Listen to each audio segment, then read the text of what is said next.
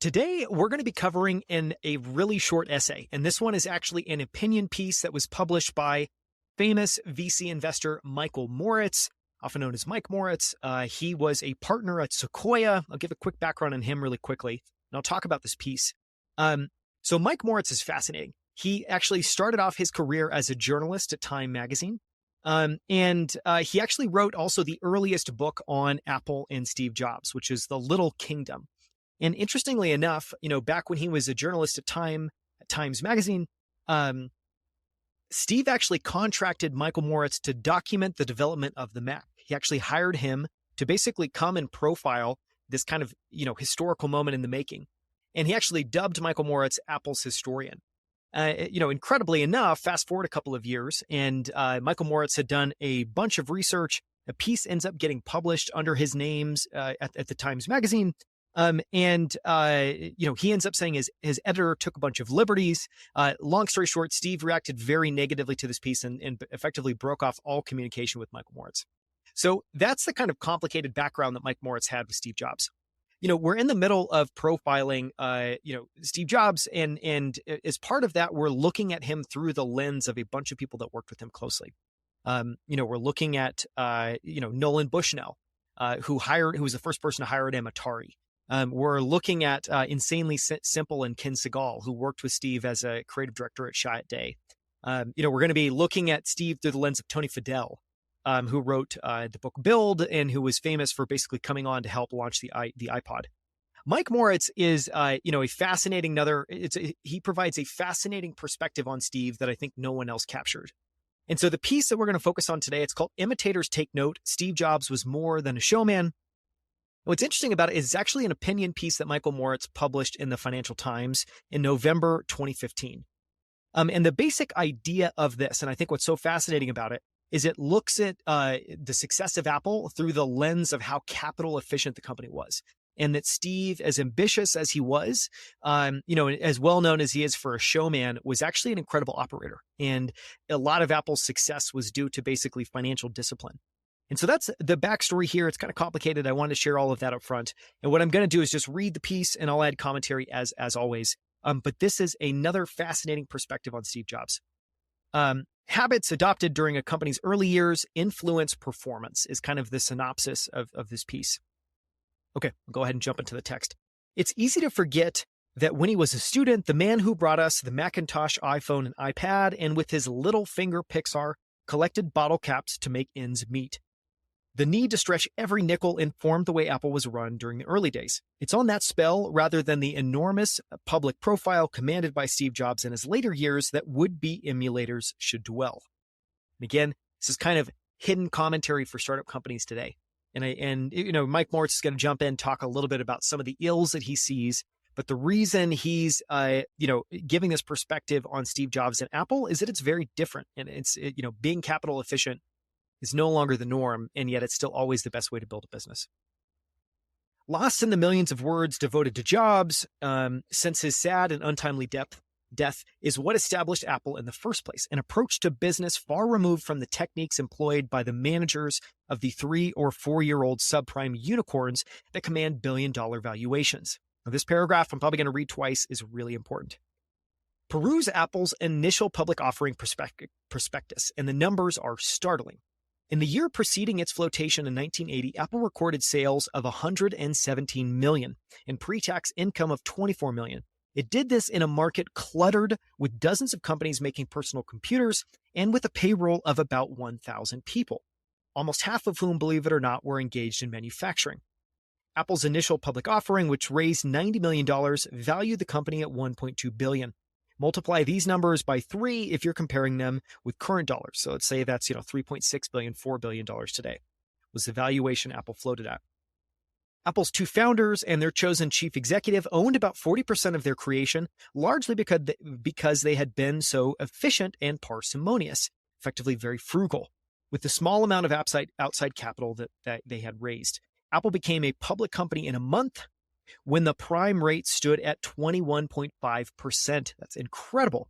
Yes, the decimal point is in the correct position, and the capital markets were bruising. I'm going to read that again. And effectively, the note that the point that Michael Moritz is making here is Not only did Apple do well during its IPO because of its financial success, it wasn't just on kind of a promise. It literally had $24 million in pre-tax income, and that's above paying for 1,000 employees. So Apple was already financially very successful before it became public. But this also led to a high ownership from the founders. The only way that companies can effectively raise venture capital and avoid an enormous amount of dilution is to be capital efficient, because what that means is you have to raise less capital. Your goal is to have build the biggest business, have the biggest end outcome while using the least capital as fuel to get there. And I think Apple's a startling example. So read this again, and then I'll finish off the rest of the piece. Peruse Apple's initial public offering prospectus, and the numbers are startling. In the year preceding its flotation in 1980, Apple recorded sales of $117 million and pre-tax income of $24 million. It did this in a market cluttered with dozens of companies making personal computers, and with a payroll of about 1,000 people, almost half of whom, believe it or not, were engaged in manufacturing. Apple's initial public offering, which raised $90 million, valued the company at about $1.2 billion. And as we said, it's about $4 billion today, if adjusting for inflation. Apple's two founders and their chosen chief executive owned about 40% of their creation, largely because they had been so capital efficient and parsimonious, really frugal. With the small amount of outside capital they had raised, Apple became a public company. This is one last damning point. Apple became a public company in a month when the prime rate stood at 21.5%, which is just absolutely startling. All this is most germane in the era of the subprime unicorn, because the habits adopted during the formative years of a company have such an influence on its eventual operating performance. Apple's tone in its early years was influenced not just by Jobs, but by a management team composed of several alumni of the semiconductor industry. This is really fascinating. A milieu where the consequences of an operating mistake are harsh. We've talked about this before, but Apple's incredible because it spikes on so many different areas that are very difficult independently. And to find a company that can not just create groundbreaking, innovative devices, hardware, software, everything full stack integrated, but can also operate incredibly capital efficiently and can operate, just like a very fine-tuned machine, that in and of itself is very hard to find. And Mike Moritz is making that point. And, and basically saying that a large part of that was the management team was composed of people from the semiconductor industry, where operating mistakes are harsh because it's a very capital-intensive industry. Some will argue that Apple's lineage is irrelevant, and in some respects, they're right. Open source software and Amazon Web Services make it far easier and cheaper to start a company, or at least build a product, than it was when Jobs co-founded his business.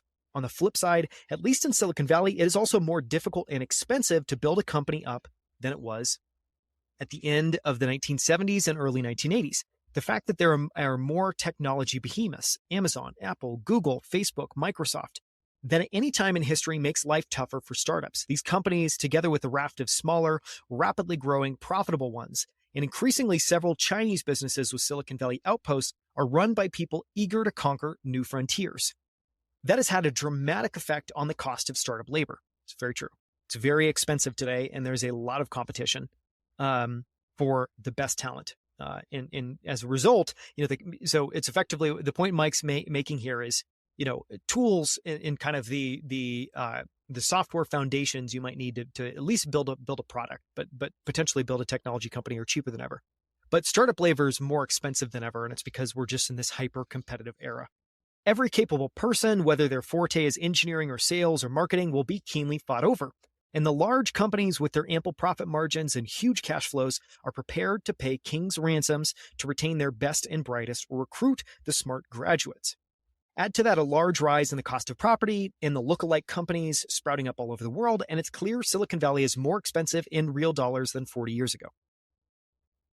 None of this means that the laws of business have suddenly been reversed. That Apple is now the world's mightiest company is because its principal founder and reinventor was always aware that his large public profile rested atop a meticulous operating machine, something that those who aspire to replicate his success might bear in mind. Quick commentary here.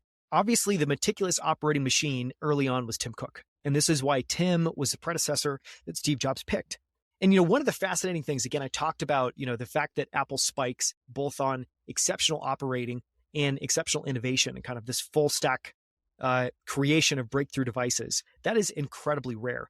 And Jobs spoke to this before. One of the things, and I'm blanking on where he references it, but one of the things he talked about many times was the fact that he felt that Apple could take big swings because he knew that the business was being operated very efficiently and very effectively. And that is a really powerful combination. So again, if you look at Apple and you just think, oh my God, they spend a tremendous amount on marketing. They spend a tremendous amount creating these kind of luxury technology breakthrough devices.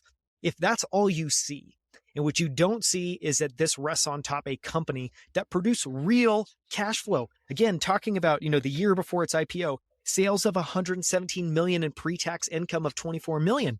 The only way you do that is when you make not just things that consumers want and people want, but you make it in a way that you can actually make a bottom line profit and be able to reinvest it in the business to come back and do it again tomorrow. And so that is what's special. So again, that Apple is now the world's mightiest company is because its principal founder and reinventor was always aware that his large public profile rested atop a meticulous operating machine, something that those who aspire to replicate his success might bear in mind. And again, link to this article, this opinion piece by Michael Moritz in the show notes. It's Imitators Take Note, Steve Jobs was more than a showman. You can find the episode notes for this, including my highlights, some of the commentary we shared here, as well as links to all the other great things we're covering about Apple and Steve Jobs at outlieracademy.com/imitators take note.